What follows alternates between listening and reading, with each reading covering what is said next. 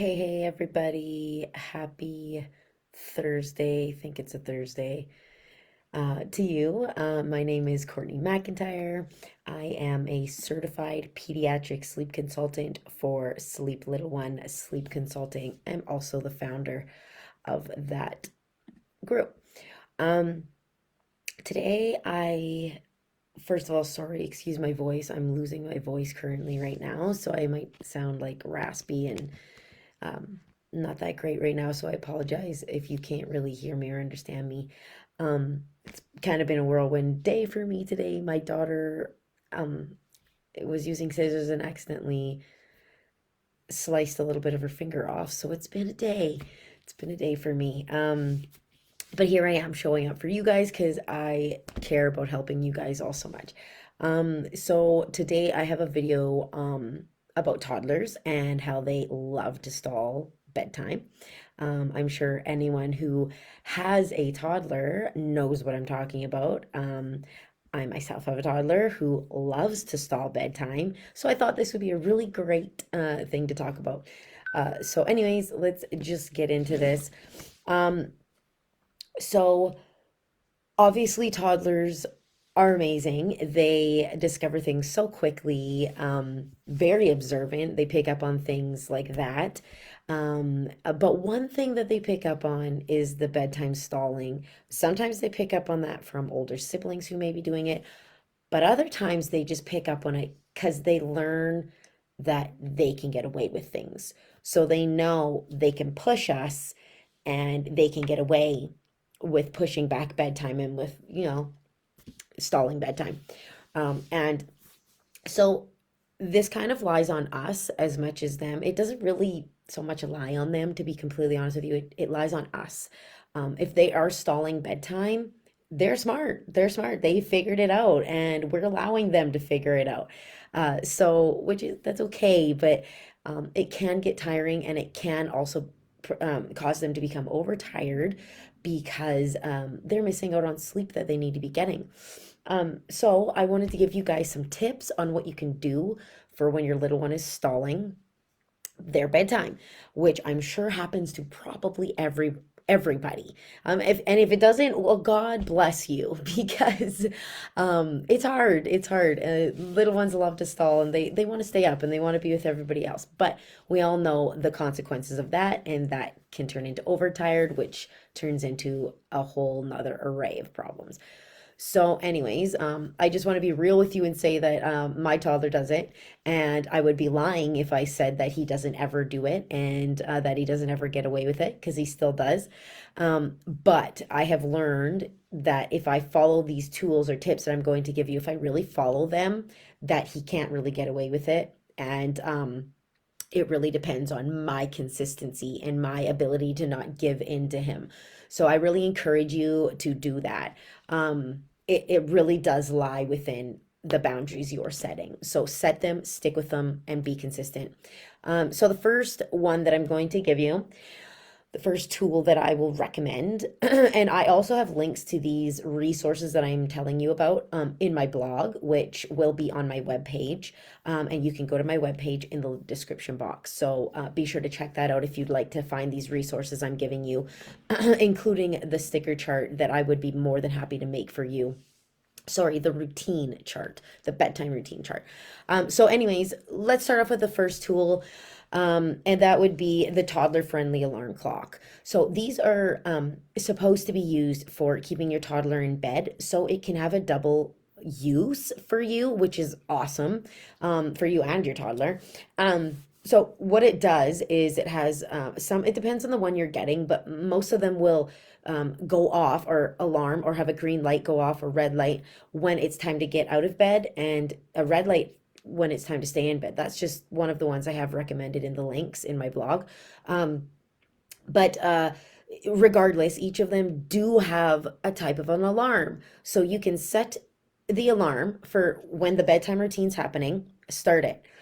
And then once once the bedtime routine is over, the alarm will go bing, bing, bing, bing, bing. Once that alarm goes off, you can say to your little one, okay, it's time for bed. The alarm is going off. And of course, you need to explain all this to them beforehand. Don't just like throw this alarm out there and be like, hey, the alarm went off, time for bed. They'll have no idea what you're talking about. So, of course, you do need to explain to them, oh, look at this cool alarm clock. We're going to use this for telling us when it's time to go to bed and to keep us in bed until morning, or either or whatever you want to do. But explain it to them. And then once the alarm goes off, the bedtime routine starts, or it can be when the bedtime routine ends, and that means it's bedtime.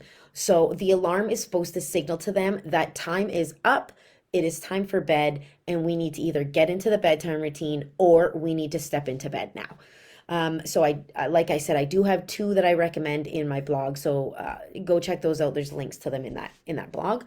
And then also, I was kind of mentioning it before, the bedtime routine chart. So a visualization that they can really see and they can see it right in front of them can be so, so, so helpful. It's even more helpful if you can get Velcro and you have all these little pieces, these square pieces that have pictures on them of what they need to do: brush your teeth, get your PJs on, read a book, go to potty, go to bed.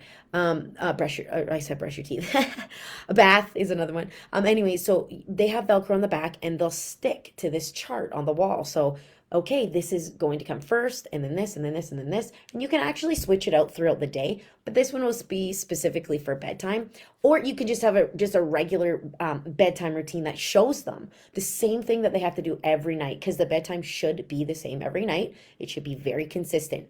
For example, an example of one would be bath, brush your teeth, get your pajamas on, go to the potty, read a book, bedtime. And that shouldn't take more than half an hour. That entire bedtime routine should not take more than half an hour. If it is, it's kind of getting too redundant. You might need to take some things out and shift things around. But when they have that visualization right there in front of them, they know what they need to do. They know what's expected of them. And eventually they won't even need the chart because they're going to know this is what has to happen. But it is helpful to have that, even if they do know, to remind them, sorry, honey, look, this is actually what we're supposed to be doing right now. So let's start doing that. And then you can get into doing it. Very helpful for a little one. They're very visual, and a lot of them, not all of them, I should say, but it really helps to have that visualization for them. So another thing that you can use, especially if your little one is potty training. My son actually isn't yet, because he's afraid of the toilet and he's afraid of the potty. So I'm not going to push it on him. And I don't recommend you do that to your little ones either. But if your little one is going to the potty, and they're not wearing diapers anymore, then make sure that you make the potty, going to the potty, part of the bedtime routine. Like I just gave you that example schedule. The potty was in there. It needs to be a part of it. This will stop them from coming out every 5 minutes saying they have to go to the bathroom. It'll also stop them from when they should be in bed wanting to go to the bathroom, or when it should be the bedtime routine. They're like, oh, I need to go potty again. I need to go potty again. They kind of they know what they can get away with, and they love to throw that potty one in there. So make sure it's part of the routine. Make sure it's near the end.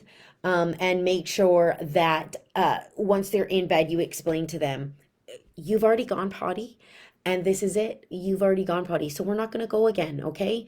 Unless they actually really have to go. Of course, let them if they need to go. But making sure to incorporate going to the potty in the bedtime routine can really cut down on those excuses to get out of bed to go to the bathroom every 5 minutes. Another thing that goes with this potty one is in order to ensure that they don't actually need to go to the bathroom every 5 minutes before bed, is to make sure that you cut off any liquids an hour before bedtime. So if you do that, they shouldn't need to go to the bathroom a million times after that. They shouldn't even really need to go after their last potty break. Of course, during the middle of the night, they're probably gonna have to go. They might not, but they may, and that's okay. But it's just the bedtime routine and going to bed that you really don't want them getting up and going to the potty every 5 minutes or every 10 minutes.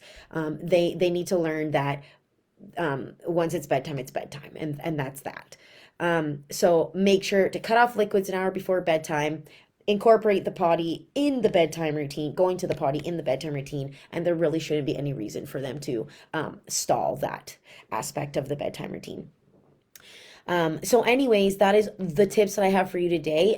If you like that and you want a more descriptive thing about it, you can go to my blog. I also have the links in there. I also have, like I said before, a link to um, email me so you can get a sticker chart, or sorry, I keep saying that. So you can get a bedtime routine chart. I can I would be more than happy to make one for you if you would like that for your child to keep them on track. I can do themes for them. I can put their name on it, anything like that. So go to my blog or click the link in the description to go to my web page. You could check out my stuff.